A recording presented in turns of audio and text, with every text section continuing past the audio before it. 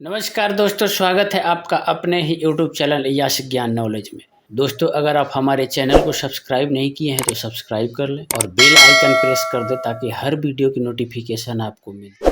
2022 में विपक्ष के राष्ट्रपति उम्मीदवार के तौर पर चुनाव लड़ने वाले भारत के पूर्व विदेश मंत्री और भारत के पूर्व वित्त मंत्री यशवंत सिन्हा के बारे में। दोस्तों, यशवंत सिन्हा का जन्म 6 नवंबर 1937 को पटना में हुआ था। एक भारतीय राजनीतिज्ञ और भारतीय जनता पार्टी के पूर्व वरिष्ठ नेता, भारतीय जनता पार्टी से अलग होकर और विपक्ष के उम्मीदवार के तौर पर राष्ट्रपति का चुनाव लड़े और चुनाव खैर हार गए। वे भारत के पूर्व वित्त मंत्री रहने के साथ साथ अटल बिहारी वाजपेयी मंत्रिमंडल में विदेश मंत्री भी रह चुके हैं और विपक्ष ने उन्हें 2022 में होने वाले राष्ट्रपति चुनाव के लिए अपना राष्ट्रपति का उम्मीदवार बनाया था। बिहार के पटना के एक चित्रगुप्त वंशी कायस्थ परिवार में जन्मे और शिक्षित हुए सिन्हा ने 1958 में राजनीतिक शास्त्र में अपनी मास्टर्स डिग्री प्राप्त की। इसके उपरांत उन्होंने पटना विश्वविद्यालय में 1960 तक इसी विषय की शिक्षा दी। उन्होंने यह कहते हुए भाजपा के उपाध्यक्ष पद से इस्तीफा दे दिया कि वे 2009 के आम चुनाव में हार के पश्चात पार्टी द्वारा की गई कार्रवाई से असंतुष्ट थे और यही कारण था कि 2014 में टिकट न मिलने के कारण उन्होंने बीजेपी से बगावत कर दी और बीजेपी छोड़ दी थी। लेकिन बीजेपी ने उनके बेटा जयंत सिन्हा को हजारीबाग से टिकट दिया था और चुनाव जीते भी और सांसद भी बने। यशवंत सिन्हा 1960 में भारतीय प्रशासनिक सेवा में शामिल हुए और अपने कार्यकाल के दौरान कई महत्वपूर्ण पदों पर आसीन रहते हुए सेवा में 24 से अधिक वर्ष बीता। 4 वर्षों तक उन्होंने सब डिविजनल मजिस्ट्रेट और जिला मजिस्ट्रेट के रूप में सेवा दी। बिहार सरकार के वित्त मंत्रालय में 2 वर्षों तक अवर सचिव तथा उप सचिव रहने के बाद उन्होंने भारत सरकार के वाणिज्य मंत्रालय में उप सचिव के रूप में कार्य किया। 1971 से 1973 के बीच उन्होंने बॉन जर्मनी के भारतीय दूतावास में प्रथम सचिव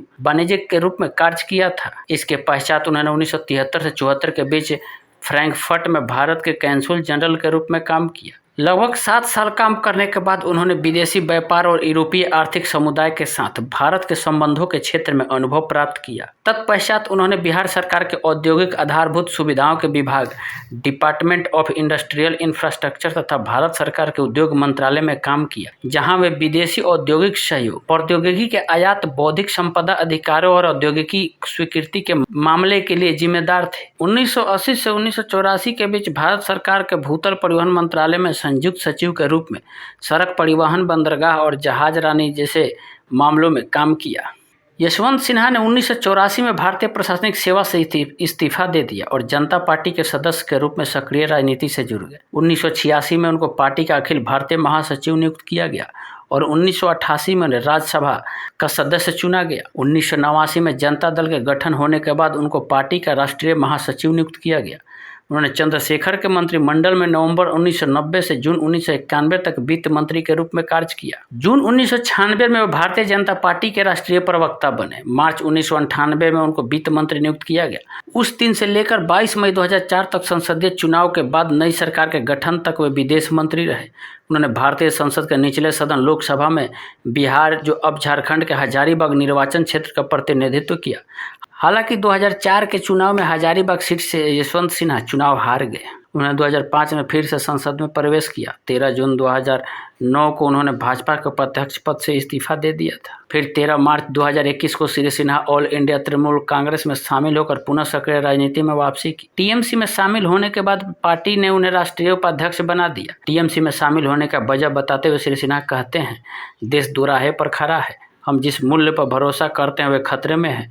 न्यायपालिका समेत सभी संस्थानों को कमजोर किया जा रहा है। यह पूरे देश के लिए एक अहम लड़ाई है। यह कोई राजनीतिक लड़ाई नहीं है, बल्कि लोकतंत्र बचाने की लड़ाई है। यशवंत सिन्हा 1 जुलाई 2002 तक वित्त मंत्री बने रहे। तत्पश्चात विदेश मंत्री जसवंत सिंह के साथ उनके पद की अदला बदली कर दी गई। अपने कार्यकाल के दौरान सिन्हा को अपनी सरकार के कुछ प्रमुख नीतिगत पहलों को वापस लेने के लिए बाध्य होना पड़ा था, जिसके लिए उनकी काफ़ी आलोचना भी की गई। फिर भी सिन्हा को व्यापक रूप से कई प्रमुख सुधारों को आगे बढ़ाने का श्रेय दिया जाता है, जिनके फलस्वरूप भारतीय अर्थव्यवस्था दृढ़तापूर्वक विकास पथ पर अग्रसर हुई थी। इनमें शामिल है वास्तविक ब्याज दरों में कमी, ऋण भुगतान पर कर में छूट, दूरसंचार क्षेत्र को स्वतंत्र करना, राष्ट्रीय राजमार्ग प्राधिकरण के लिए धन मुहैया करवाने में मदद और पेट्रोलियम उद्योग को नियंत्रण मुक्त करना था। सिन्हा ऐसे प्रथम वित्त मंत्री के रूप में भी जाने जाते हैं जिसने भारतीय बजट को स्थानीय समय अनुसार शाम 5 बजे प्रस्तुत करने की 53 वर्ष पुरानी परंपरा को तोड़ा था तथा यह प्रथा ब्रिटिश राज के जमाने से चली आ रही थी, जिसमें भारतीय बजट को भारतीय संसद की सुविधा के बजाय ब्रिटिश संसद 1130 AM GMT की सुविधा अनुसार पेश करने की कोशिश की जाती थी। सिन्हा ने कॉन्फ्रेंस ऑफ ए स्वदेशी रिफॉर्मर, एक स्वदेशी सुधारक के विचार नामक पुस्तक में वित्त मंत्री के रूप में अपने द्वारा बिताए गए वर्षों का विस्तृत ब्यौरा दिया है। यशवंत सिन्हा पढ़ने, बागवानी और लोगों से मिलने तथा अनेक क्षेत्रों में दिलचस्पी रखते हैं। वे व्यापक रूप से देश दुनिया में घूमे हुए हैं, कई राजनीतिक और सामाजिक प्रतिनिधि मंडलों की अगुवाई कर चुके हैं। उन्होंने देश की ओर से कई वार्ताओं एवं आदान प्रदान में एक अग्रणी भूमिका निभाई थी।